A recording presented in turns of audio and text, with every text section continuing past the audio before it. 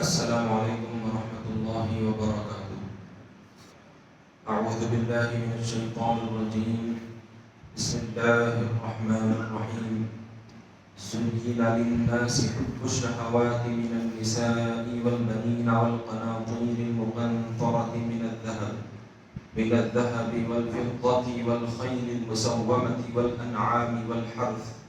ذلك متاع الحياة الدنيا والله عنده حسن المآب۔ قل أنبئكم بخير من ذلكم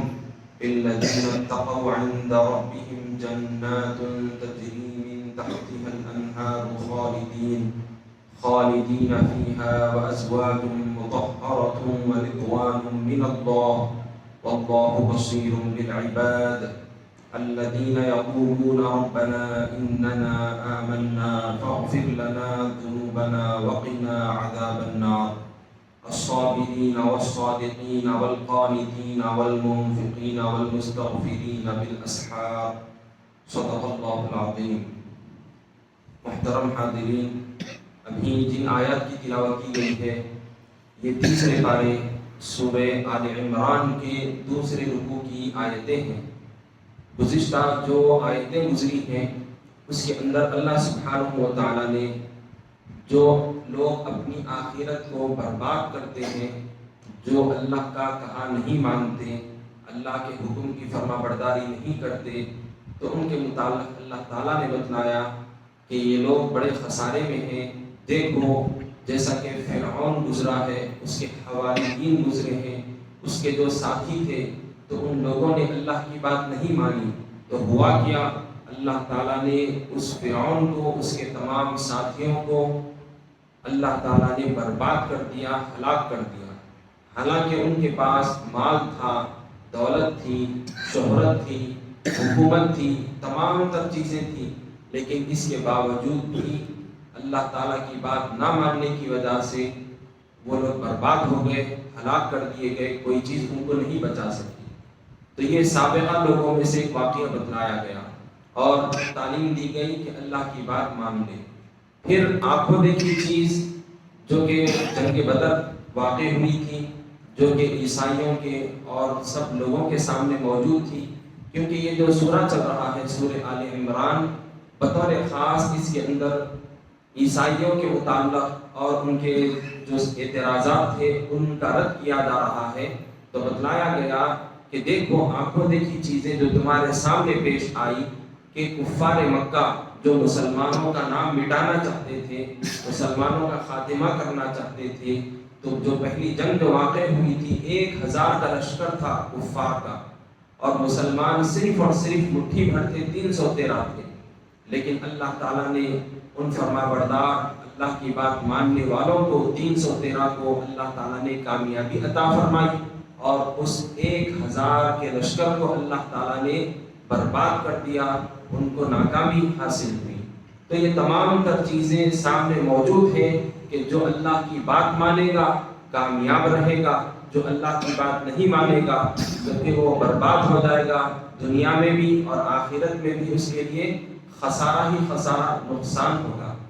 اب جو لوگ سمجھ بوجھ رکھتے ہیں تو اس سے بھرپور فائدہ اٹھاتے ہیں، اللہ تعالیٰ کی بات مانتے ہیں اور اپنے ہر عمل میں، ہر کام میں، ہر معاملے میں اللہ تعالیٰ کے حکم کو مد نظر رکھتے ہیں۔ تو اب جو آیتیں اب ذکر کی جانے والی ہے، انسان کو اللہ کے حکم سے کون سی چیزیں روکنے والی ہے، اور جو بندے نیکوکار ہوتے ہیں تو وہ ہر چیز کو قربان کر کے اللہ کی بات مانتے ہیں، تو اللہ تعالیٰ کیا انعام سے نوازتا ہے، آج کی ان آیتوں میں اللہ تعالیٰ اس کو بیان فرما رہے ہیں۔ تو اب دیکھیے سب سے پہلی چیز جو انسانوں کو اللہ کی عبادت سے روکتی ہے، اللہ تعالیٰ کا فرمان ہے زُيِّنَ لِلنَّاسِ حُبُّ الشَّهَوَاتِ مِنَ النِّسَاءِ وَالْبَنِينَ وَالْقَنَاطِيرِ الْمُقَنطَرَةِ مِنَ الذَّهَبِ وَالْفِضَّةِ وَالْخَيْلِ الْمُسَوَّمَةِ وَالْأَنْعَامِ وَالْحَرْثِ ذَلِكَ مَتَاعُ الْحَيَاةِ الدُّنْيَا وَاللَّهُ عِندَهُ حُسْنُ الْمَآبِ، یعنی لوگوں کو مرغوب چیزوں کی محبت نے فریفتہ کیا ہے، جیسے عورتیں اور بیٹے اور سونے اور چاندی کے بڑے بڑے ڈھیر اور نشان لگے ہوئے گھوڑے اور مویشی اور کھیتی، مگر یہ دنیاوی زندگی کا سر و سامان ہے اور اللہ کے پاس اچھا ٹھکانہ ہے۔ تو اب اس آیت کے اندر بتلا دیا گیا ہے کہ انسان کے لیے فطری طور پر جو چیزیں اس کے اندر محبت جو پائی جاتی ہے، جن کی طرف وہ جلدی مائل ہوتا ہے، تو وہ سب سے پہلے عورتوں کی طرف زیادہ مائل ہوتا ہے۔ عورتوں میں اس کو بڑی دلچسپی ہوتی ہے، تو عورت سے جب انسان یہ تعلقات قائم کرتا ہے، یا پھر وہ جو اس کی بیوی ہوگی، تو یہ ایسی محبت اس کے اندر پیدا ہو جاتی ہے کہ اس کے لیے بڑی آزمائش کا مرحلہ ہو جاتا ہے۔ اللہ کی عبادت کرنے میں وہ کاہلی کرتا ہے، سستی کرتا ہے، بسا اوقات اللہ کی عبادت سے بھی غفلت برتنے لگ جاتا ہے۔ تو یہ عورتوں کی محبت ہے جو فطری طور پر ان کے اندر بسی ہوئی ہے۔ اسی طرح سے اولاد سے محبت ہوتی ہے کہ انسان اپنی اولاد کی محبت میں نہ جانے کیا کچھ کر بیٹھتا ہے، حلال حرام کوئی چیز نہیں دیکھتا، بس اولاد کی محبت میں جو چاہے کر بیٹھتا ہے اور اپنی آخرت کو برباد کر دیتا ہے۔ تو پھر اسی طرح سے بتلایا گیا اور کون سی چیزیں ہیں، سونا ہے، چاندی ہے، انسان مال کے پیچھے بھاگتا ہے کہ مال جہاں سے بھی آ جائے، بس میرا اکاؤنٹ بیلنس زیادہ سے زیادہ ہو، میرے پاس زیادہ سے زیادہ سونا چاندی ہو، مال و دولت ہو، بس وہ یہ چیزوں کی فکر کرتا ہے، یہ نہیں دیکھتا کہ میں جو کما رہا ہوں، جو میرے پاس مال آ رہا ہے، حلال ہے یا حرام ہے، وہ تمیز نہیں کرتا، اور اس طرح سے اس کے اندر یہ مال کی محبت کی وجہ سے اللہ کو ناراض کر بیٹھتا ہے اور اپنی آخرت کو برباد کر دیتا ہے۔ اسی طرح سے یہاں پر اللہ تعالیٰ نے بطور خاص جو عرب کے اندر جو چیزیں زیادہ محبت والی تھی، جو نشان لگے ہوئے گھوڑے، کیونکہ ان کو گھوڑوں سے بڑی محبت تھی اور ہر کوئی فخر کرتا تھا جانور رکھنے پر، اور اس طرح سے وہ گھوڑوں کو پالتے تھے اور اس کا استعمال کرتے تھے، تو لہذا ان کو ان جانوروں سے بھی بڑی محبت تھی۔ تو لہذا اللہ تعالیٰ بتلا رہا ہے کہ ان کے اندر یہ چیزیں بھی بڑی محبت اور فریفتہ کی چیزیں پائی جاتی ہیں، جس کی وجہ سے وہ اللہ کی یاد سے غافل ہو جاتے ہیں۔ تو الغرض یہ تمام تر چیزیں، چاہے عورت ہو، اولاد ہو، سونا چاندی ہو، یا جانور ہو، یا جو بھی آپ کی چیزیں ہیں، ملکیت ہے دنیا کے اندر، یہ صرف اور صرف دنیاوی زندگی کا سر و سامان ہے۔ آپ زندگی گزار رہے ہیں دنیا میں، بس اس کے حد تک آپ کی ضروریات کو پورا کریں گی، جب تک آپ زندہ ہیں بس یہ چیزیں آپ کے ساتھ رہیں گی، لیکن جب آپ مر جائیں گے تو پھر کوئی چیز آپ کے ساتھ نہیں آئے گی، نہ بیوی قبر میں آئے گی، اور نہ ہی اولاد ساتھ میں آئے گی، نہ سونا چاندی آپ کے ساتھ آئے گا، اور نہ ہی کوئی نشان لگا ہوا گھوڑا، نہ جانور، نہ کوئی اور دوسری چیز۔ تو لہذا آخرت کی فکر کرنی چاہیے، یہ چیزیں آزمائش کے لیے ہیں اور بطور زینت جو سامنے رکھ دی گئی ہے، بس مسلمانوں کے لیے، انسانوں کے لیے یہ آزمائش کی چیزیں ہیں۔ اب جو بندے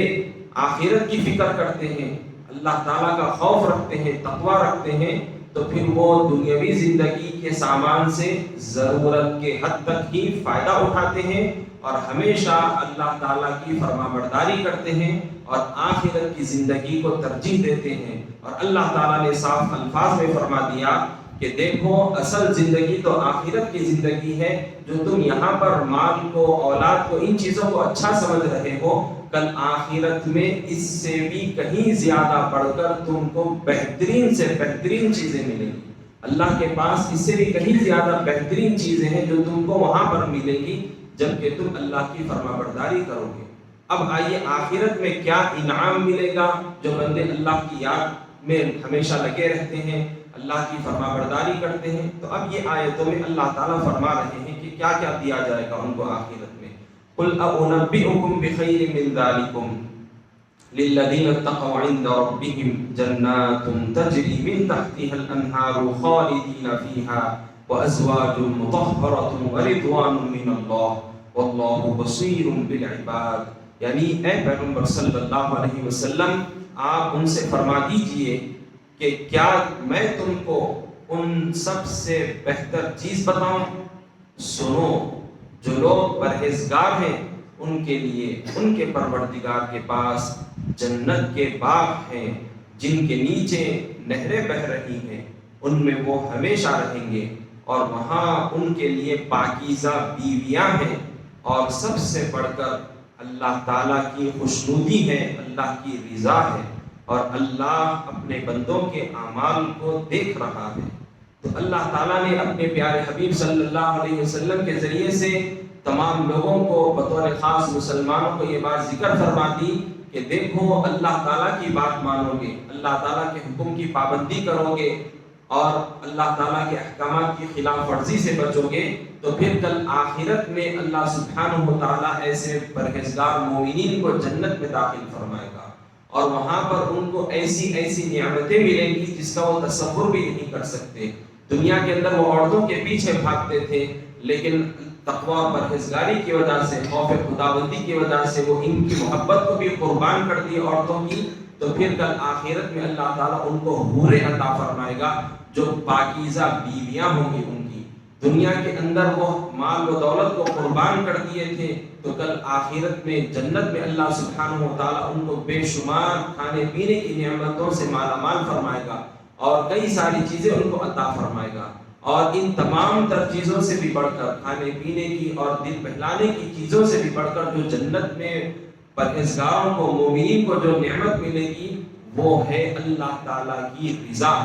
اللہ تعالیٰ کی خوشنودی، جو سب نعمتوں سے بڑھ کر نعمت ہوگی۔ تو لہٰذا یہ چیزیں اللہ رب العزت نے کل مومنین کے لیے آخرت میں تیار کر رکھی ہیں، تو لہٰذا ہر مسلمان کے لیے اللہ تعالیٰ کے حکم کی پابندی کرنا ضروری ہے اور اللہ سے ڈرنا ہے کہ اللہ تعالیٰ یہاں جو فرما رہے ہیں کہ اللہ تعالیٰ بندوں کے اعمال سے اچھی طرح سے باخبر ہے، دیکھ رہے ہیں کون کیا کر رہا ہے، کلم کلا کیا کر رہا ہے، چھپتے چھپاتے کیا کر رہا ہے، اللہ تعالیٰ کو سب کا علم ہے۔ اب جو پرہیزگار بندے ہوتے ہیں دنیا میں وہ کیسی زندگی گزارتے ہیں، ان کی کیا کوالٹیز ہیں، اللہ تعالیٰ اس کو ارشاد فرما رہے ہیں، الذین یقولون ربنا اننا آمنا فاغفر لنا ذنوبنا وقنا عذاب النار الصابرین والصادقین والقانتین والمنفقین والمستغفرین بالاسحار۔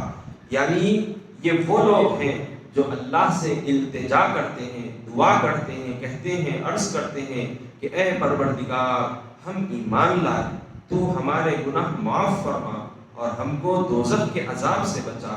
یہی لوگ مشکلات میں صبر کرنے والے اور سچ بولنے والے اور عبادت میں لگے رہنے والے ہیں اور راہ خدا میں خرچ کرنے والے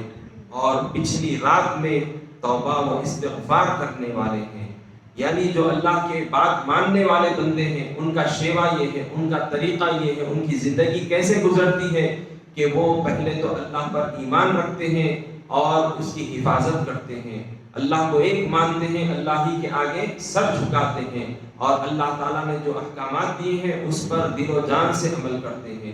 اور ان کا طریقہ یہ ہوتا ہے، ان کی زندگی ایسے گزرتی ہے کہ وہ ہمیشہ اپنے گناہوں سے بخشش مانگتے ہیں، اللہ کی بارگاہ میں جھکے ہوئے رہتے ہیں، کبھی بھی اتراتے نہیں ہیں، اکڑتے نہیں ہیں، بلکہ وہ ندامت کو اختیار کرتے ہیں، عاجزی کو اختیار کرتے ہیں اور اللہ رب العزت سے بخشش طلب کرتے ہیں۔ ان کا طریقہ یہ ہے کہ وہ دوزخ کے عذاب سے ڈرتے ہیں کہ اگر ہم یہاں غلطی کریں گے، اللہ کو ناراض کریں گے تو پھر اللہ تعالیٰ ہم کو دوزخ میں ڈال دے گا۔ تو متقی پرہیزگار نیکوکار بندوں کا یہ حال ہوتا ہے دنیا میں کہ وہ آخرت سے ڈرتے ہیں اور دوزخ کے عذاب سے ڈرتے ہیں اور اللہ سے دعا کرتے ہیں کہ مولا ہم کو دوزخ کے عذاب سے بھی بچا۔ اور ان پرہیزگاروں کا حال یہ ہے، اللہ کو منانے والے، اللہ کو ماننے والوں کی یہ کوالٹیز ہوتی ہیں کہ وہ جب مشکلات میں گر جاتے ہیں، پریشان ہو جاتے ہیں، تو اس حالت میں صبر کرتے ہیں، اللہ رب العزت سے وابستہ رہتے ہیں، اس سے دور نہیں بھاگتے بلکہ ان تکلیفوں پر، پریشانیوں پر، مشکلات کی حالت میں صبر کرتے ہیں۔ ان کی حالت یہ ہے پرہیزگاروں کی کہ وہ ہمیشہ کوئی بھی صورت ہو جائے سچ بولتے ہیں، سچ کا ساتھ دیتے ہیں، سچے لوگوں کے ساتھ رہتے ہیں۔ اور ان پرہیزگاروں کی یہ حالت ہے، ان اللہ والوں کی یہ حالت ہے کہ وہ اللہ رب العزت کے آگے ہمیشہ جھکے ہوئے رہتے ہیں، عاجزی کو اختیار کرتے ہیں۔ اور پھر ان کی یہ حالت ہے اللہ کے بندوں کی کہ وہ اللہ تعالیٰ نے جو ان کو مال و دولت سے نوازا ہے وہ اللہ کی مخلوق پر خرچ کرنے سے کبھی پیچھے نہیں ہٹتے، دل کھول کر اللہ کی راہ میں خیر خیرات کرتے ہیں، اللہ کی مخلوق کو بھرپور فائدہ پہنچاتے ہیں۔ اور اللہ والے یہ ہوتے ہیں کہ وہ اتنے سب کام کرنے کے علاوہ بھی یہ عمل کرتے ہیں کہ راتوں میں اٹھ کر جبکہ سب لوگ میٹھی نیند سوتے رہتے ہیں تو یہ اللہ کے بندے اللہ کو یاد کرتے ہیں، اللہ کو مناتے ہیں، اللہ کی بارگاہ میں سجدے بجا لاتے ہیں، استغفار کرتے ہیں اور اپنے رب کو راضی کر لیتے ہیں، تو اللہ تعالیٰ ایسے بندوں کے لیے بے شمار نعمتیں تیار کر رکھا ہے۔ تو لہذا ہر مسلمان کو یہ کوالٹیز اپنانا ہے کہ ہمیشہ عاجزی اختیار کریں، سچ بولیں اور ہمیشہ جھکاؤ بن رہے، عاجزی اختیار کریں اور اللہ رب العزت کو ہمیشہ یاد کرتے رہیں، اور جب کوئی مشکل میں گھر جائے، تکلیف میں ہو جائے تو پھر صبر کر لیں۔ وصلی اللہ تعالی وسلم علی خیر خلقہ سیدنا محمد وعلی آلہ وصحبہ اجمعین، الحمد للہ رب العالمین۔